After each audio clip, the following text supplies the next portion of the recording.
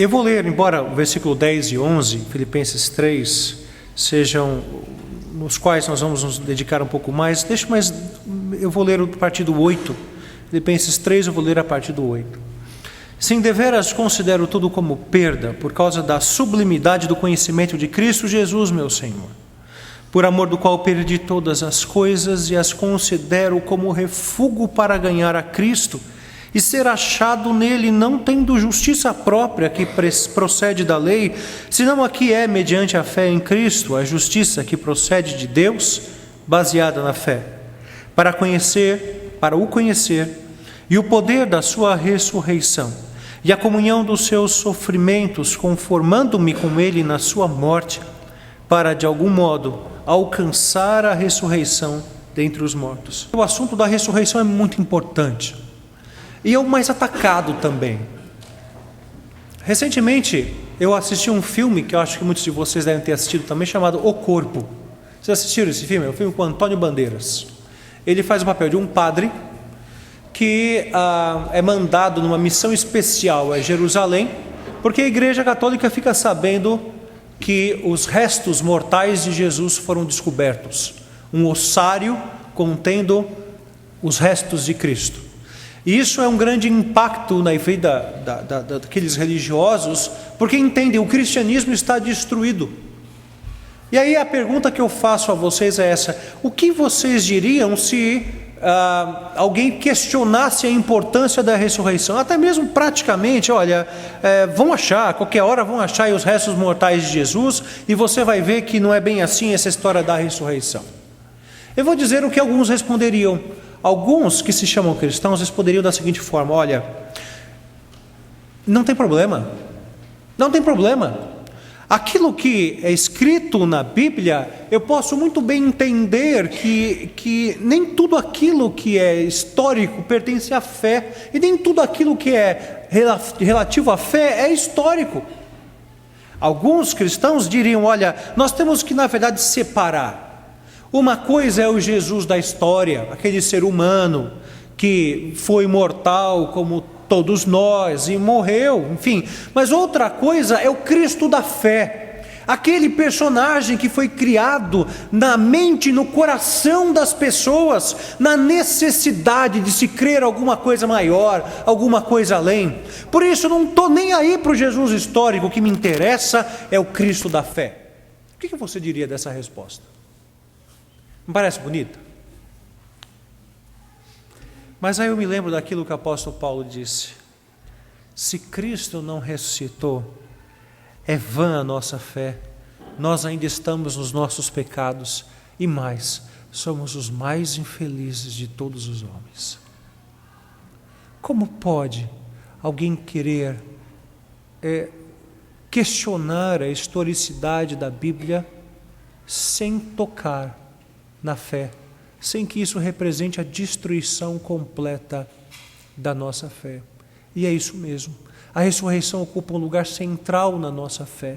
Sem ressurreição não existe fé. O apóstolo Paulo está certíssimo. E aqui nesse texto que nós acabamos de ler aos Filipenses, ele diz: olha, o que eu mais quero é conhecer a Cristo e conhecer a ressurreição de Cristo, porque é esse o meu objetivo, é essa a razão da minha existência. Conhecer a Cristo e a sua ressurreição. Vamos falar um pouco sobre isso então. Irmãos, qual é o papel que Cristo ocupa na sua vida? Ele fala: olha, o meu desejo é conhecer a Cristo e o poder da ressurreição. O que é conhecer a Cristo para você? É interessante a gente ver na Bíblia, né, que tem vários exemplos de pessoas, de Cristo mesmo, de Jesus mesmo, perguntando a respeito de quem ele era. Quem dizem por aí que eu sou?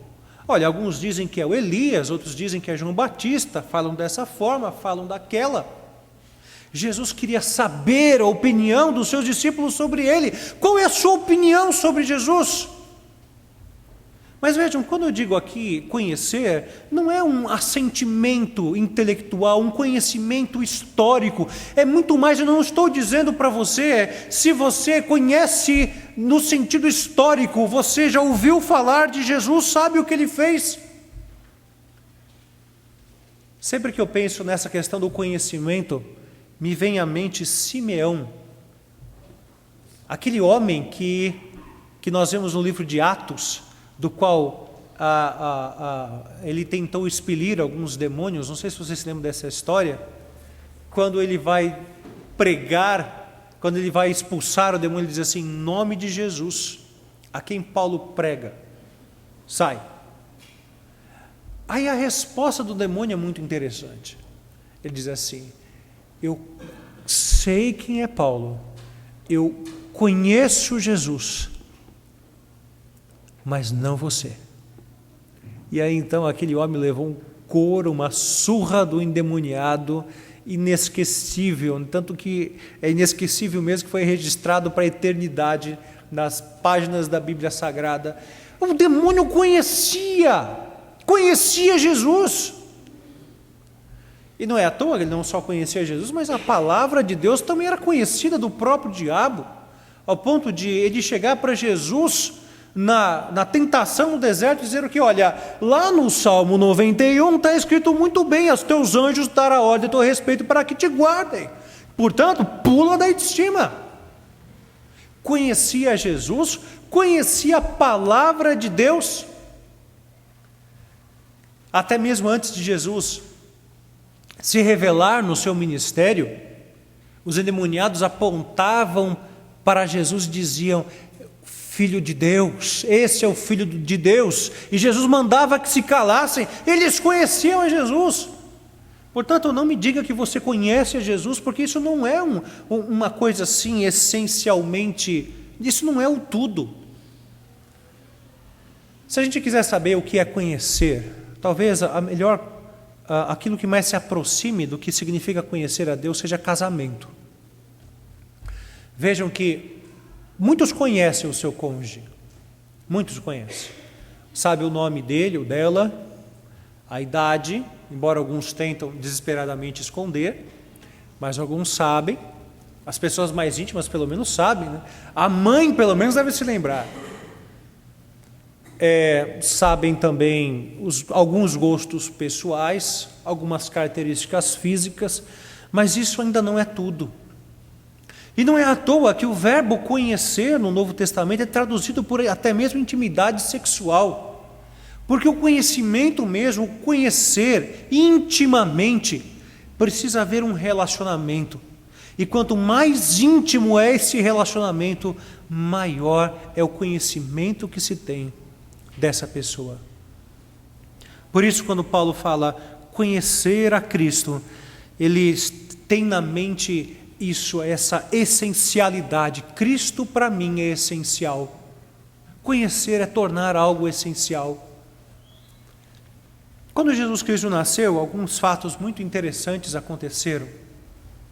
Vejam só, alguns magos, que eram astrônomos que vieram do Oriente, caminharam não sei quantos quilômetros seguindo uma estrela, foram lá e depositaram 3 presentes diante da manjedoura.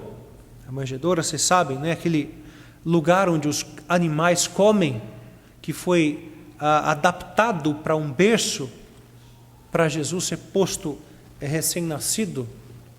Mas não só isso, mas os pastores também procuram para saber onde é que está Jesus. Quando Jesus é apresentado no templo, eis que surge lá um homem chamado Simeão, pega Jesus no colo e diz assim: agora, Senhor, pode despedir em paz teu servo, porque os meus olhos já viram a tua salvação. Perceberam que conhecer a Cristo logo transformou esse Cristo em algo essencial à sua própria vida, mais do que todas as outras coisas.